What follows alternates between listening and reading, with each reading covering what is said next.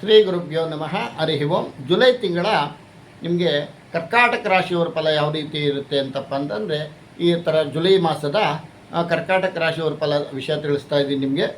ಆಮೇಲೆ ಮತ್ತು ವಿಶೇಷವಾಗಿ ಕರ್ಕಾಟಕ ರಾಶಿಯವರು ಸರ್ವವಿದ್ಯೆ ನಮ್ಮ ಚಾನಲ್ಗೆ ಸ್ವಾಗತ. ಈ ನಿಮ್ಮ ಕೆ ವೆಂಕಟೇಶ್ವರನವರು ಅನಂತ ನಮಸ್ಕಾರಗಳು. ಈ ತಿಂಗಳು ಗ್ರಹಸ್ಥಿತಿ ಅನುಕೂಲಕರವಾಗಿದೆ.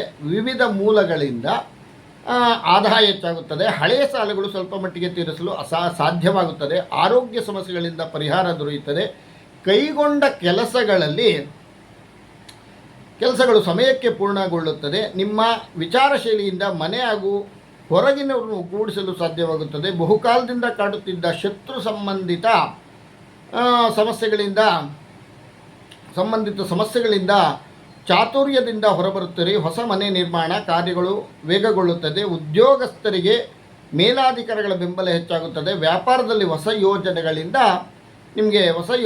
ಲಾಭ ದೊರೆಯುತ್ತದೆ.